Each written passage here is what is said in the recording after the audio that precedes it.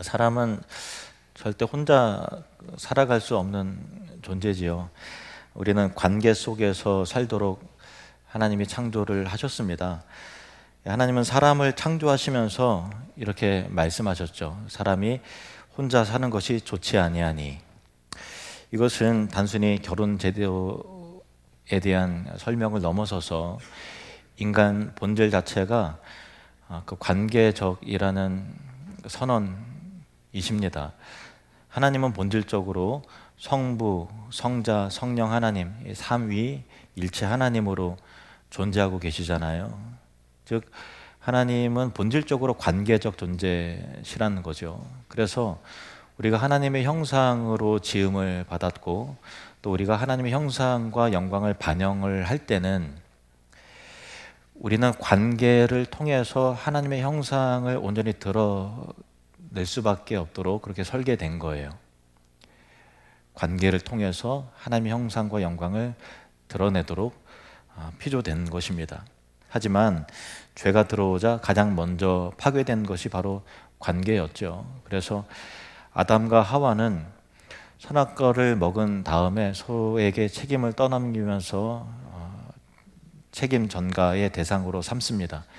하나님이 나에게 주셔서 나와 함께 있게 하신 여자, 그가 나무 열매를 내게 주었기 때문에 내가 하는 수 없이 먹었는데요. 저 여자 때문인데요.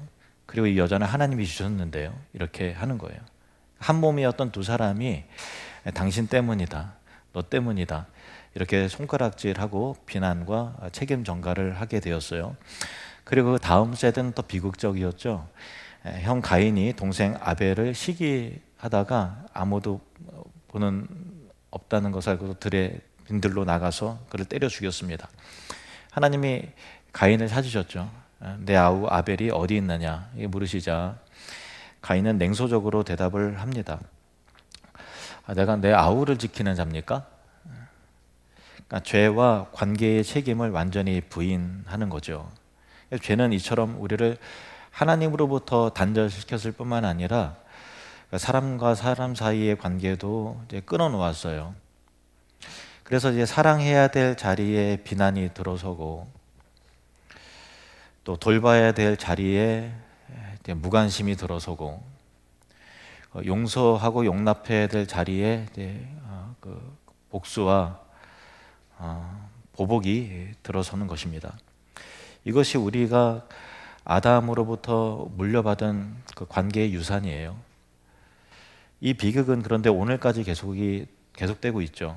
이 시대의 사람들은 관계의 무게를 잘 견디지 못하고 있어요. 말 한마디로 쉽게 상처를 주고받기 때문에 그 관계의 피로, 관계의 무게를 쉽게 지려고 하지 않아요. 그래서 관계가 깨질 때 겪게 될 고통이 이제 두렵기 때문에 처음부터 관계를 깊게 맺기를 꺼려하는 거죠. 그래서 신앙생활할 때도 보면은 그냥 적당히 예배만 드리고 관계에 깊이 들어가려고 하지 않고, 그래서 좀 여차하면은 피하려고, 여차하면 도망가기 위해서 출구 전략을 이제 세웁니다. 가정에서는 부부가 서로를 이해하지 못해서 고통스러워하고 또 부모와 자녀는 세대 간의 그 간격, 그걸 이제 극복하지 못해서 좌절하죠. 그리고 학교와 직장이면 다 동료잖아요, 친구고. 그런데 계속 경쟁 구도로 가다 보니까 그 마음에 불편함이 있죠. 성적을 내야 되고 순위를 올려야 되고 그리고 성과를 만들어내야 되는 그런 압박이 우리 친구와 동료를 협력자가 아니라 경쟁자로 만드는 것입니다. 이 피로의 핵심은 소유적 관계에 있어요. 그러니까 우리가 상대를 사랑하는 것이 아니라 상대를 통해서 나의 필요를 채우려고 하는 거죠. 나에게 이익을 가져다 주는가라고 하는 것을 생각하는 거예요. 그래서 그 상대가 그 역할을 하지 못할 때는 우리는 이제 실망하고 분노하고 관계를 쉽게 끊어내는 거죠. 이거는 사랑이 아니라 이제 거래죠. 상업적인 관계처럼 우리가 사람과의 관계를 그렇게 맺는 거예요. 그래서 사회학자들은 이 현상을 그 액체 근대라고 이게 표현을 해요. 유동적이고 유연성 있는 것 같지만 관계를 생각보다 굉장히 쉽게 정리를 하는 거예요. SNS 하다 보면 멀리 있는 사람을 굉장히 가까워지잖아요. 그만큼 손절도 빠르게 하고 불편하다 싶으면 쉽게 가지를 쳐내고 또 쉽게 교회를 옮기고 쉽게 이직을 하고 쉽게 정리를 하는 거죠. 액체 근대. 그러니까 당신이 나한테 이만큼 해주면 나도 당신에게 이만큼 해줄게. 이것은 은혜의 논리가 아니라 상업의 논리잖아요. 당신이 이만큼 하면 나도 이만큼 해주고 당신이 이것보다 못하면 나에게 받을 생각하지 마 라고 하는 그런 이 상업적인 거래와 논리가 가정 가운데서 깊이 들어갔어요. 그래서 가정도 보면 굉장히 좀 상업적이고 거래적인 그런 의미가 현대 가정에 많이 들어온 것 같아요. 차갑죠. 예. 우리는 근데 이 문제를 해결하기 위해서 두 가지 잘못된 길로 대체로 선택하고 들어서게 되는데, 첫 번째는 도덕적 노력의 길이에요. 스스로 말하는 거예요. 더 노력해야 돼.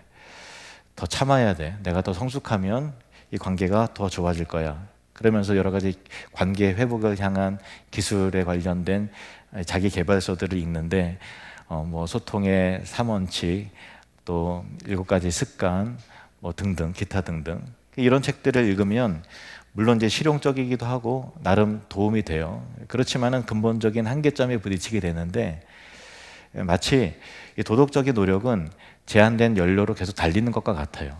연료가 고갈되면 엔진이 멈추는 거죠. 그러니까 잠시 효과가 있을지 모르지만 결국 멈춰서고 마는 거예요. 왜냐하면 인간의 의지는, 관계의 근본적인 문제는 뭐냐면 자기 중심성이거든요. 자기 내면을 향해서 굽어져 있거든요. 그래서 해결할 만한 힘이 없는 거예요. 전적으로 타락하고 부패했기 때문에 이기적인 본성, 그러니까 아무리 노력해도 피곤하고 지쳐요. 그리고 위기 상황에서 진짜 내면의 진짜 모습이 드러나는 거예요.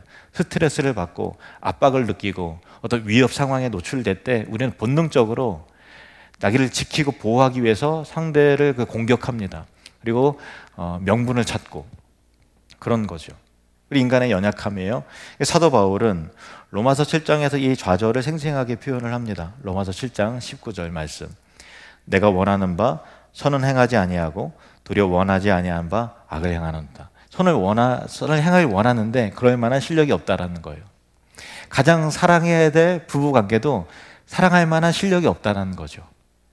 바울처럼 헌신적이고 열정적인 사람도 자신의 노력만으로는, 의지만으로는 선을 이룰 수 없다고 고백하는 거예요. 이것이 도덕과 율법의 한계죠. 그러니까 도덕과 율법은 무엇이 옳은지를 분명히 알려줘요. 좋은 겁니다. 그렇지만 그것을 행할 능력을 주지 못한다. 이런 약점이 있는 거예요.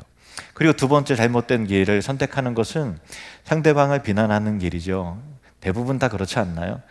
저 사람이 변해야 돼요. 왜 저만 참고 계속, 저는 20년 동안 저만 참았어요. 저만 당했어요. 이렇게 말을 하죠.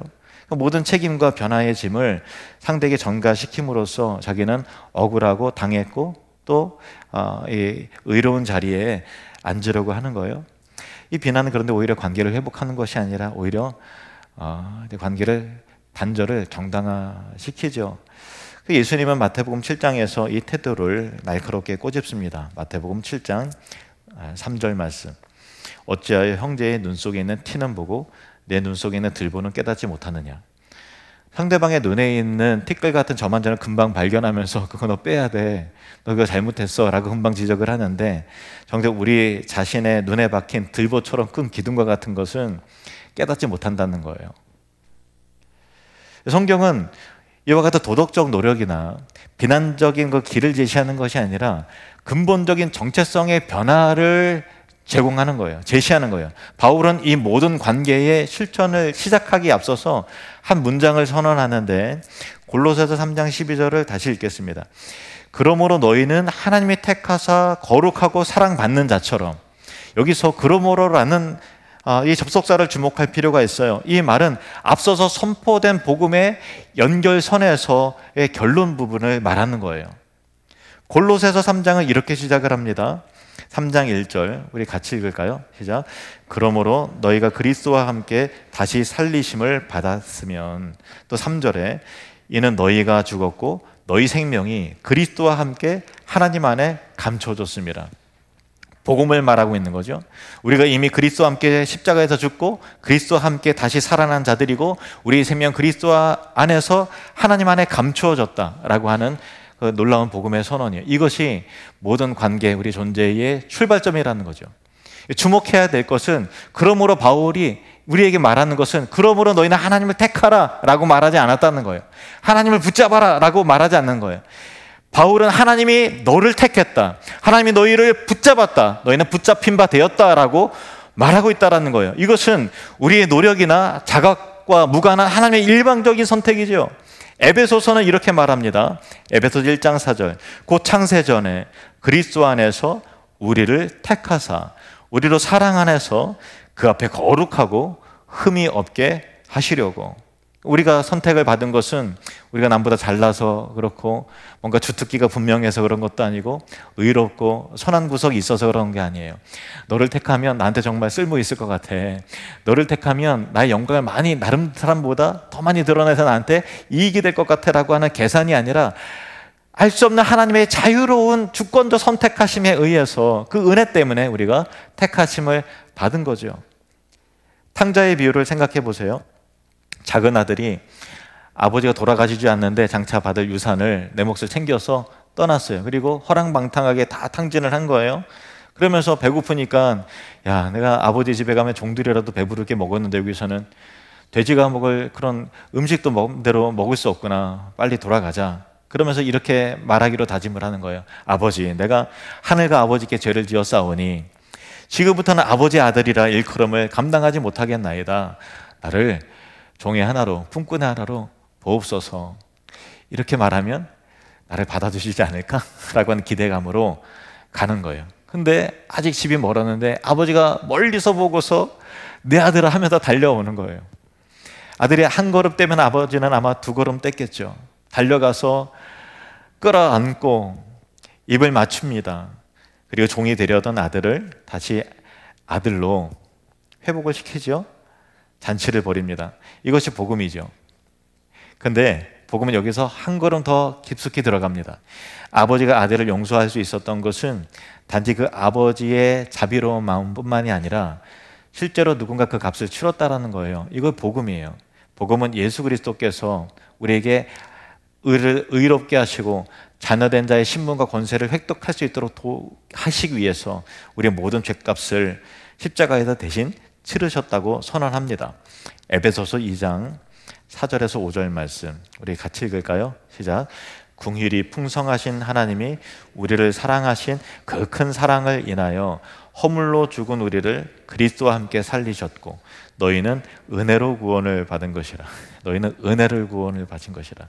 허물로 죽은 우리를 그리스도와 함께 살리셨다. 하나님은 긍휼로 우리를 살리셨죠. 예수 그리스도의 죽음과 부활을 통해서입니다. 그래서 우리의 잘난 구석이라든가 선행이라든가 의로운 자격 조건으로 인해서 그것 때문인 것이 아니라 하나님의 일방적인 택하심과 사랑이 우리에게 부어졌기 때문에 그것이 우리의 정체성이다라는 거죠. 그리고 이 선택과 정체성은 절대로 취소되지 않아요. 우리가 때로는 실패하고 우리가 믿음의 길을 걸어다가 갈팡질팡 넘어지고 또 때로는 믿음 가운데 의심이 들어오고 흔들리다 하더라도 하나님의 택하심과 구원은 절대로 취소되지 않아요. 왜냐하면 우리의 의에 기초한 우리의 오름에 기초한 구원이 아니라 하나님의 신실하신 그 언약에 기초한 그리스도의 놀라운 사랑에 기초한 선택하심과 구원이기 때문에 그렇죠. 그래서 로마서 8장은 이처럼 힘있게 선언하는 것입니다. 로마서 8장 33절 우리 함께 읽겠습니다. 누가 능히 하나님께서 택하신 자들을 고발하리요 의롭다 하신 이는 하나님이시니 누가 능히. 마귀가 참소합니다. 저 사람 집사인데 20년 동안 하나도 변화가 되지 않았어요. 얼마나 세상 가운데 하나님의 영광에 먹칠을 하는 사람이냐. 그래도 하나님께서 저런 사람을 편드시는 게 정말 맞다고 보십니까? 이렇게 참소할 수 있겠죠.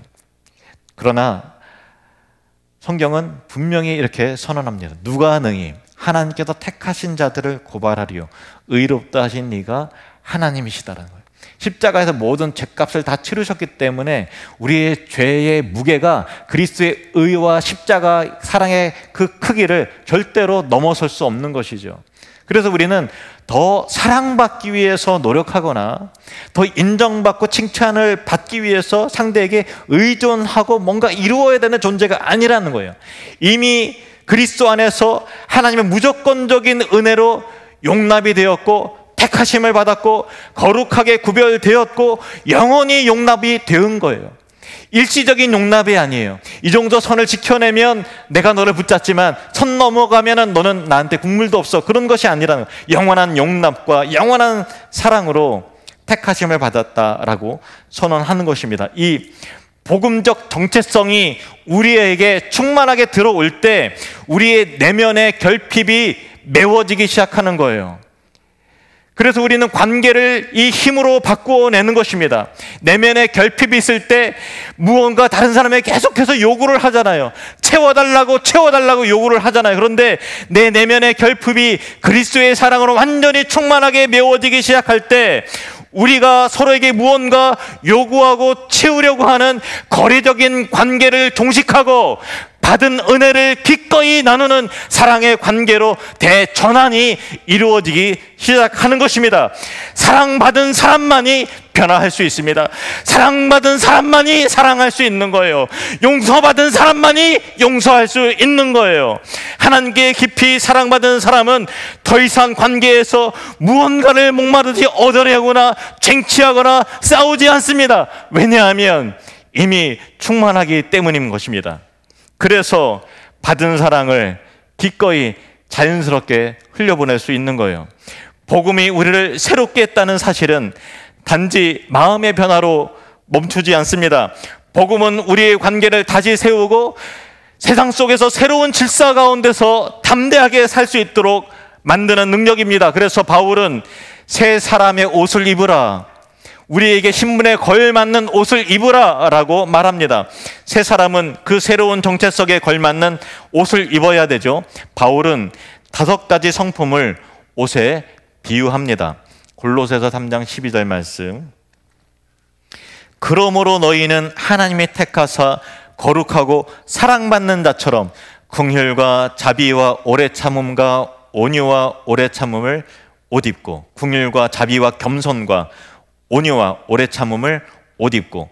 옷은 우리의 정체성과 행동 양식을 드러내잖아요. 고대 사회에서 특히나 옷은 그 사람의 신분과 역할을 규정합니다. 왕은 왕복을 입죠. 제사장은 제사장의 옷을 입습니다. 또 종은 종의 옷을 입었어요. 마찬가지로 그리스도인은 이 변화된 성품의 옷을 입고 세상의 관계 속으로 나아가야 된다. 그것이 우리에게 걸맞는 옷이다라는 거예요. 첫 번째, 긍휼의 옷입니다. 긍휼은 헬라어로 스플랑크 니조마이라는 단어인데 문자적으로는 내장이 막 뒤틀린다는 거예요. 장이 뒤틀린다라는 의미예요. 지난번에 우리 성령의 9가지 열매를 할 때 이 부분을 좀 배웠어요. 단순히 머리로 이해하는 동정이 아니라 그 사람이 나의 아픔으로 다가오는 거예요. 우리가 사랑하다 보면 가슴이 저리고 아플 때가 있잖아요. 속이 막 아플 때가, 물리적으로 아플 때가 있잖아요. 바로 그겁니다.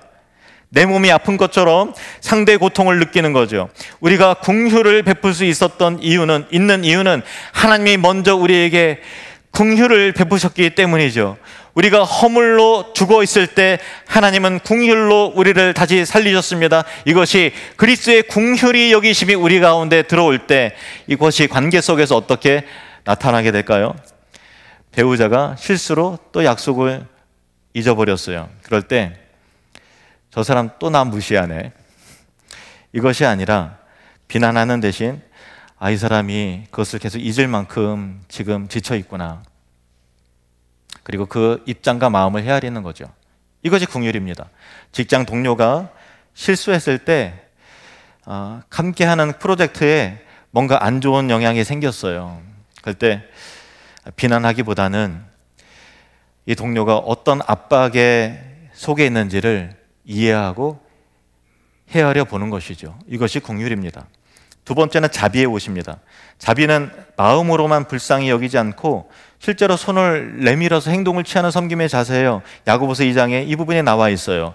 만일 형제나 자매가 헐벗고 일용할 양식이 없는데 너희 중에 누구든지 그에게 이르되 평안히 가라, 덥게 하라, 배부르게 하라 하며 그 몸에 쓸 것을 주지 아니하면 무슨 유익이 있으리요? 말로만 하고 실제로 주지 않으면 무슨 유익이 있겠느냐? 성경은 굉장히 현실적인 이야기를 하고 있습니다. 그리고 믿음은 행동으로 이어져야 된다고 말씀하고 있는 것입니다. 초대교회는 이 자비를 실천한 공동체였어요. 사도행전 2장은 이렇게 기록합니다. 믿는 사람이 다 함께 있어 모든 물건을 서로 통용하고 또 재산과 소유를 팔아서 각 사람의 필요를 따라 나눠주며, 제도적으로 시스템으로 되는 것이 아니라 그리스도의 충만한 자비와 사랑이 내 안에 있으니까 다른 사람의 필요가 보이기 시작하는 거예요. 그리고 나의 잉여 자원이 보이기는 거예요. 그래서 나누는 거죠. 이 놀라운 물질의 사랑의 흐름이 이루어지는 것이 바로 교회인 것이고, 이 흐름이 끊임없이 일어나는 것이 신자의 삶이고 하나님 나라의 가치인 것입니다. 그래서 자비는 구체적인 거예요. 어려움을 겪는 친구에게 식사를 대접하는 것이고, 외로운 이웃을 찾아가서 안부를 묻는 것이고, 또 전화 한 통을 하는 것이고, 병든 성도를 찾아가서 손을 잡고 기도해 주는 것이 바로 자비인 것입니다. 세 번째로는 겸손의 옷입니다. 겸손은 나를 그냥 낮춘다라는 의미를 넘어서서 자신이 있어야 될 자리를 아는 거예요. 내가 주인이 아님을 인정하고 오직 은혜로 하나님께서 거저 받은 사람이라는 것을 아는 존재로 임을 고백하는 마음인 거예요. 그래도 이 겸손은 나보다 남을 더 낮게 여기는 힘을 제공하는 것입니다. 제자들이 성 어거스틴에게 찾아가서 물었어요. 선생님, 그리스도인답게 살아가기 위해서 지켜야 될 덕목 3가지만 알려주십시오. 어거스틴이 말합니다. 첫째도 겸손이요, 둘째도 겸손이고 셋째도 겸손이다. 왜냐하면 모든 죄는 교만에서 시작이 되고 모든 은혜는 겸손에서 꽃피우기 때문이죠. 겸손한 사람은 논쟁에서 이기는 것보다는 관계를 지키는 것을 우선시해요. 왜냐하면 관계는 하나님이 주신 선물이거든요. 자녀와 부모의 관계 하나님의 선물입니다. 부부간의 관계 하나님의 놀라운 선물입니다. 그리고 여러분 옆자리에 앞뒤로 앉아있는 이 공동체의 성도들이 하나님의 선물입니다. 그래서 나의 옳음을 증명하기보다는 하나님께서 주신 그 선물을 소중한 줄로 알고 지켜내는 그런 겸손한 삶이 되기를 바랍니다. 그리고 이건 정말 내가 옳은데 하는 순간에조차도 내가 혹시 잘못 생각하고 판단한 것은 없을까? 내가 헤아리지 못한 놓친 부분은 없을까라고 먼저 스스로에게 묻는 자세가 겸손한 자의 영적 태도인 것입니다. 네 번째는 온유의 옷입니다. 온유는 힘이 없어서 가만히 얌전한 상태에 있는 것이 아니라 힘은 있는데 힘을 절제할 수 있는 능력이에요. 이것은 헬라어로 프라위스라는 건데 길들여진 야생마를 뜻하는 거예요. 야생마가 얼마나 거칠고 얼마나 힘이 강해요? 그런데 길들여졌어요. 그래서 그 힘을 주인의 뜻에 따라서 절제하면서 사용하는 거예요. 달릴 때는 달리고 멈추라면 멈추는 거죠. 그리스도 안에서 우리는 세상에 줄 수 없는 놀라운 자유와 권세를 가졌죠. 그런데 그 힘을 상대방을 짓누르고 빼앗는 데 쓰는 것이 아니라 절제하고 인내하면서 하나님의 뜻 가운데서 유연성 있게 힘을 조절하면서 쓸 수 있는 그 기술, 그것이 바로 온유인 것입니다. 그래서 온유한 사람은 분노할 수 있는 상황과 힘도 있어요. 그런데 부드러운 말로 선택을 합니다. 왜냐하면 하나님 안에서 무엇이 옳은 줄 알기 때문에 절제하는 거죠. 상대를 제압할 수 있는 위치가 있어요. 돈도 있어요. 하지만 기다려주는 거예요. 이것이 온유입니다. 이 온유의 능력이 저와 여러분의 있기를 주님의 이름으로 축복합니다. 다섯 번째는 오래 참음의 옷이에요. 오래 참는 것은 상대방을 답답하죠. 당장 바꾸고 싶어요. 그렇지만 기다리는 거예요. 상대방의 약점이 보이고 연약함이 보여요. 부족함이 보여요. 근데 하나님께서 나를 오래 참고 기다리셨듯이 나 역시도 하나님께서 일하실 때까지 기다려주는 거죠. 베드로후서 3장 9절에 주의 약속은 어떤 이들이 더디다고 생각하는 것 같이 더딘 것이 아니라 오직 주께서는 너희를 대하여 오래 참으사 아무도 멸망하지 아니하고 다 회개하기에 이르시기를 원하시느니라. 우리가 오래 참을 수 있는 이유는 하나님께서 오래 참으시는 하나님이시기 때문입니다. 우리가 회개하고 돌아오기를 원하심으로 오래 참으시는 하나님처럼 우리도 하나님의 때에 따라 그 사람이 변화되기를 기다리면서 오래 참는 것이 제자의 삶인 것입니다. 때로는 자녀가 변화의 속도가 느리고 계속해서 참 섭섭한 일이 생겨요. 조급하게 몰아세우지 않고 하나님의 시간표를 신뢰하면서 기도로 동행하는 거예요. 근데 이것은 될 대로 되라지, 알아서 그냥 하겠지라고 하는 방관하는 태도가 아니라 기도하면서 사랑을 공급하면서 강압적인 분위기에도 변화시켜주는 것이 아니라 기다리는 거죠. 하나님의 나를 오래 참으신 것처럼. 그리고 배우자의 약점이 쉽게 고쳐지지 않을 때도 하나님께서 언젠가 일하실 것을 믿고 신뢰하면서 인내하는 것입니다.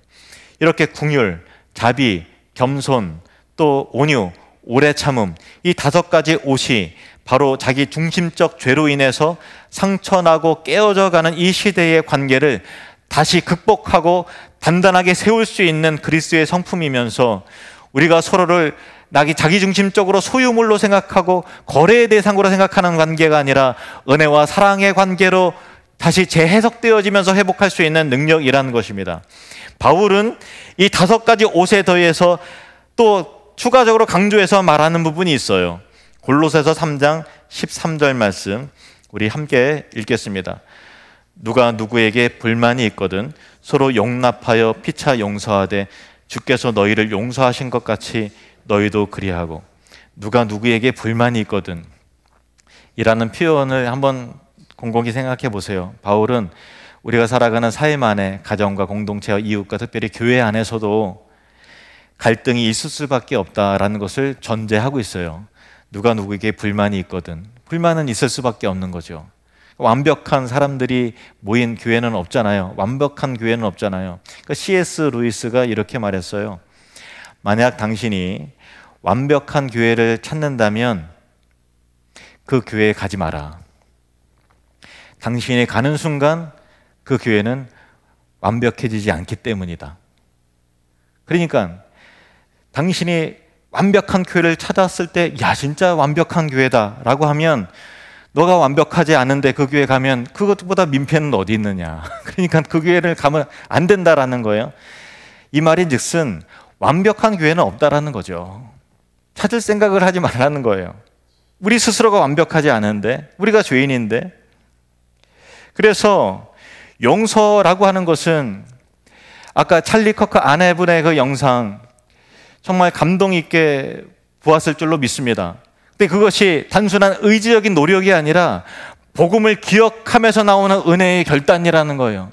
기억해내는 거예요. 내 사랑의 힘이 많아서 용서하는 것이 아니라 주님께서 나에게 베풀어 주신 십자가 사랑을 기억하면서 나오는 은혜의 결단인 거죠. 그래서 우리가 남을 용서할 수 있는 유일한 근거는 우리의 죄가 얼마나 크든 상관없이 그리스도께서 우리를 무조건적으로 용서하셨다라고 하는 복음의 사건을 기억하는 것입니다. 마태복음 18장에 여러분 1만 달란트 비유를 여러분 아실 겁니다. 1만 달란트 빚진 종이 왕에게 용서를 받았어요. 다 탕감을 받았어요. 그런데 지나가다가 100데나리온 빚진 동료는 용서하지 않았거든요. 1만 달란트는요 헤아릴 수 없는 어마어마한 크기의 돈이에요. 얼마라고 얘기할 수도 없어요. 평생을 벌어도 도저히 대대로 갚아도 갚을 수 없는 천문학적인 금액인데 100데나리온은요 석 달치 임금이에요.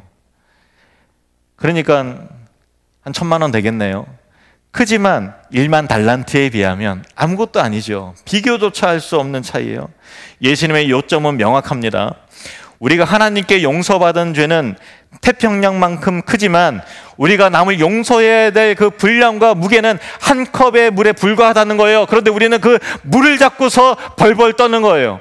태평양만큼 용서를 받았는데 물 한 컵을 들고서 아까워한다는 거죠. 이거 손해볼까 봐 벌벌 떤다라는 거예요. 그래서 내가 은혜로 살아가고 있다는 기억, 내가 먼저 용서받은 죄인이라고 하는 신앙 고백이 있는 신자가 될 때 그 충만한 은혜 속에서 우리는 관계를 보복과 미움과 소원함의 그 질긴 고리를 그리스도의 사랑 가운데서 비로소 끊어낼 수 있는 능력이 주어지게 된다라는 것입니다. 그것은 그리스도의 사랑을 기억해내는 거에 있는 것입니다. 우리가 대단한, 뭔가 결단력이 대단하고 우리 의지력이 타고나고 내 안에 잠재된 사랑과 은혜의 크기가 커서 그런 것이 아니라 그리스도의 사랑 때문인 것이죠. 그래서 골로새서 3장 14절에 바울은 말합니다. 이 모든 것 위에 사랑을 더하라. 이는 온전하게 매는 띠니라. 긍휼, 자비, 겸손, 온유, 오래 참음이 옷의 각 부분이라면 사랑은 그 모든 옷을 하나로 동여 매는 허리띠와 같다는 것입니다.